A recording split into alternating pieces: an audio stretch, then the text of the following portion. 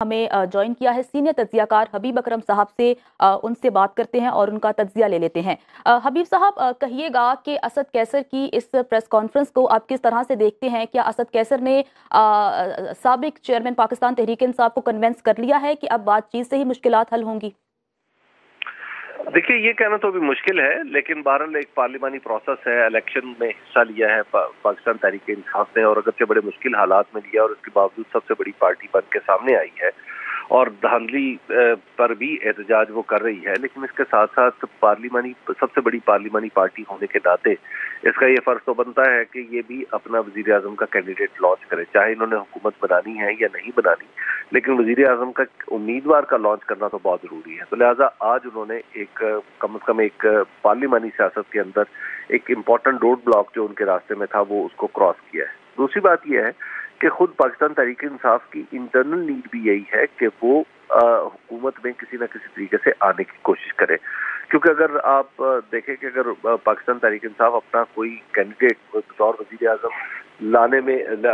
بطور وزیر اعظم منتخب کروا لیتی ہے تو اس کے بعد اس جماعت کی بہت ساری مشکلات آسان بھی ہو سکتی ہیں، کیونکہ اس وقت بھی جو ان کے اگینسٹ جتنی بھی قوتیں ہیں وہ آپ دیکھ لیجئے کہ ارینجمنٹ یہ ہو رہا ہے کہ اسمبلیوں کے اوپر ناکے لگا دیے جائے، لوگوں کو پکڑ لیا جائے، وہ جس کا نام کسی مقدمے میں ہے تو اس کو بھی دیکھ لیں گے۔ جب آپ اس طرح کی سچویشن ہو تو اس میں جب آپ وزیر اعظم کا کینڈیڈیٹ آپ اناؤنس کرتے ہیں تو ڈیفینیٹلی آپ سیریس کنٹینڈر بن کے سامنے آتے ہیں۔ تو گویا یہ جو ایک موجودہ دباؤ ایک ڈالنے کی کوشش ہو رہی تھی پاکستان کی سب سے بڑی پارٹی کے اوپر، جو ڈیفینیٹلی یعنی اس کی جو نشستیں ہیں وہ اس سے کہیں زیادہ ہیں جتنی الیکشن کمیشن نے اناؤنس کی ہیں، تو اتنی بڑی پارٹی نے کہیں نہ کہیں اس نے ایک فائٹ بیک تو کرنا ہے۔ تو لہٰذا آج انہوں نے عمر ایوب کو امیدوار نامزد کر کے وزارت عظمیٰ کا ایک فائٹ بیک موڈ میں آ گئے ہیں۔ تو اس سے آگے آپ چل کے دیکھ سکتے ہیں کہ یہ جو بات بار بار ہو رہی ہے کہ جناب پاکستان تحریک انصاف نے الیکشن کے نتائج کو قبول کر لیا ہے، یہ کر لیا ہے، تو یہیں سے آپ ایک امکانی طور پہ تحریک کا آغاز بھی دیکھ سکتے ہیں۔ عمر ایوب صاحب اگرچہ کوئی بہت تحریکی اس سینس میں آدمی نہیں ہے کہ جو بڑی تحریک چلائے، لیکن بہرحال انہوں نے جس طرح اپنی پارٹی کا ساتھ دیا اور جس طرح اپنی پارٹی کو مشکل ترین حالات میں انٹیکٹ رکھا ہے، یہ کوئی چھوٹی بات نہیں ہے۔ تو اس لیے اب عمر ایوب صاحب کے سامنے یہ زیادہ ایک اپ ہل ٹاسک ہوگا کہ وہ وزیر اعظم بنے یا نہ بنے، لیکن اس کے بعد کیا وہ ایک تحریک لے کے اٹھیں گے جو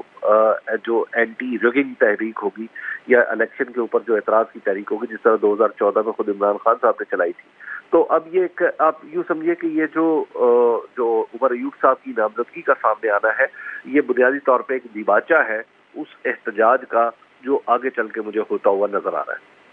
اچھا حبیب صاحب، جیسا کہ سیاسی جماعتوں سے رابطوں کے حوالے سے بھی انہوں نے بات کی ہے، کل مولانا فضل الرحمان نے بھی میڈیا سے بات کرتے ہوئے کہا تھا کہ پاکستان تحریک انصاف کے ساتھ بیٹھا جا سکتا ہے، دماغوں کا مسئلہ ہے لیکن ان کے ساتھ بات چیت ہو سکتی ہے۔ تو کیا مستقبل میں آپ دونوں جماعتوں کو ایک پیج پر دیکھ رہے ہیں؟ دیکھیے، پالیٹکس میں تو کچھ بھی ناممکن نہیں ہوتا، کسی بھی وقت جو انتہائی دور رہنے والی جماعتیں وہ قریب آ سکتی ہیں۔ 1980 اور 90 کی دہائی میں یہ تصور بھی نہیں کیا جا سکتا کہ پاکستان پیپلز پارٹی اور پی ایم ایل این کبھی مل کے حکومت بھی بنائیں گے، اور اب آپ دیکھ لیجئے کہ نہ صرف اب تک یہ تیسری حکومت ہے جو پی ایم ایل این اور پیپلز پارٹی مل کے بنا رہے ہیں۔ تو پاکستان کے اندر پہلی 2008 میں بنی، پھر اس کے بعد 2013 میں تو چلی ایک فرینڈلی اپوزیشن کا رول رہا، 2018 سے 23 تک جو اسمبلی تھی اس میں انہوں نے حکومت بنائی، اور اب پھر 2024 کی اسمبلی میں بھی مل کے حکومت بنا رہے ہیں۔ تو اب یہ سوال تو ظاہر ہے یہ ابھرتا رہتا ہے کہ کیا اتنے آرک رائیولز ایک دوسرے کے خلاف جو آواز اٹھاتے رہے وہ اکٹھے ہو سکیں گے؟ تو میرا خیال یہ ہے کہ ابھی فوری طور پر تو شاید یہ نتیجہ اخذ نہیں کیا جا سکتا کہ یہ اکٹھے ہو جائیں گے، لیکن اہم ترین بات یہ ہے کہ پہلے جو ایک میجک فگر ہے، یعنی جو کیا ان کے ساتھ دوسری پارٹیاں باقاعدہ طور پر اتحاد میں آئیں گی یا نہیں آئیں گی، یہ اگلا سوال ہے۔ اسد کیسر صاحب اب جب رابطہ کریں تو اس کے بعد پھر وہ کن جماعتوں سے رابطہ کرتے ہیں، یہ ایک دیکھنے کی بات ہے۔ اگر ہم دیکھیں کہ پی ٹی آئی نے اب تک کا جو موقف اس کا ہے، وہ کہتے ہیں کہ پی ایم ایل این سے بات نہیں ہو سکتی، پیپلز پارٹی سے بات نہیں ہو سکتی اور ایم کے ایم سے بات نہیں ہو سکتی، تو اگر ان تین جماعتوں کو نکال دے تو باقی جتنی بھی جماعتیں ان کی نشستیں اتنی نہیں بنتی کہ وہ حکومت بنا سکے۔ تو یہ ایک ابھی آپ سمجھیے کہ ابھی ایک ابتدا ہے، एक मूव की, अभी ये मूव मुकम्मल नहीं हुई। सर, ज़राए पाकिस्तान पीपल्स पार्टी का ये कहना है कि उन्हें अभी अभी मालूम हुआ है कि पाकिस्तान तहरीक इंसाफ बातचीत करने के लिए तैयार है, लेकिन उनका कहना है कि पहले वो इनकार कर चुके हैं। अब चूंकि सेंट्रल एग्जीक्यूटिव कमेटी ने जो फैसला किया है, पाकिस्तान पीपल्स पार्टी उसकी पाबंद है, लेकिन हमारे दरवाजे बंद नहीं हुए मुज़ाकरात के लिए। तो क्या आगे आने वाले दिनों में पाकिस्तान पीपल्स पार्टी और पाकिस्तान तहरीक इंसाफ का इत्तेहाद होगा नून लीग के खिलाफ? देखिए, क्वाइट पॉसिबल है, लेकिन पहले इस मफरूजे के नीचे जो पाकिस्तान पीपल्स पार्टी ने जो इस वक्त PMLN के साथ जो इत्तेहाद किया है, उस मफरूजे की तय में जो कारफरमा उनसर है वो नशिस्तें हैं, यानी 75 नशिस्तें हैं इस वक्त पाकिस्तान मुस्लिम लीग नून के पास कौमी असम्बली की बड़ा जनरल नशिस्तें। ज़ाहिर है बाकी जो आएंगी इनके पास मखसूस नशिस्तें वो तो प्रोपोर्शनली आएंगी। अब इन नशिस्तों में से कम 40 ऐसी नशिस्तें हैं जिनके ऊपर सवालिया निशान है। अब ये जब सवालिया निशान एक पार्टी की नशिस्तों के ऊपर हो और वो सबसे बड़ी पार्टी होने का दावा कर रही हो और दूसरी पार्टी उससे इत्तेहाद कर रही हो, तो ऐसी सूरत में डेफिनेटली रास्ता तो खुला रखना पड़ेगा, क्योंकि अगर ये मामला इलेक्शन ट्रिब्यूनल में जाता है, इलेक्शन कमीशन को ही, अगर इलेक्शन कमीशन ही अपने आप को दुरुस्त रास्ते पर रखता है और उसके बाद इलेक्शन ट्रिब्यूनल इलेक्शन कमीशन को दुरुस्त रास्ते पे उसकी नुकेल पकड़ के ले आते हैं, तो डेफिनेटली ये 40 नशिस्तें तो वापस हो जाएंगी, क्योंकि ये वो नशिस्तें हैं जिनकी जो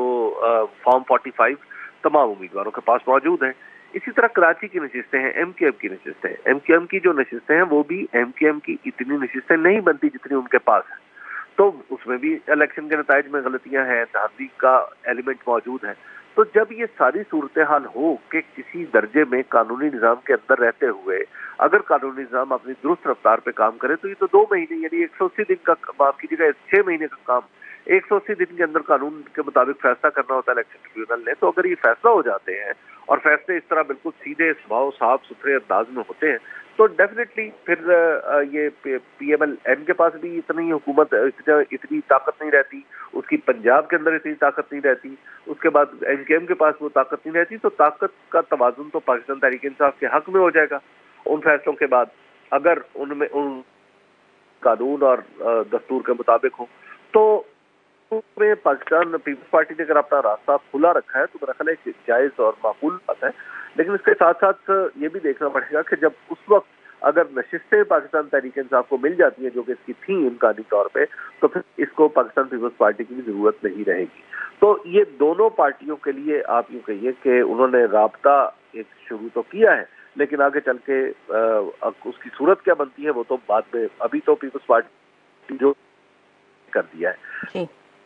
अब खबर आपकी दस्तरस में, हर वक्त बर वक्त। अभी सुनो न्यूज के YouTube चैनल को सब्सक्राइब कीजिए, बेल आइकॉन पर क्लिक कीजिए और बाखबर रहिए मुल्की और बैनुल अक़वामी हालात से यकीन के साथ।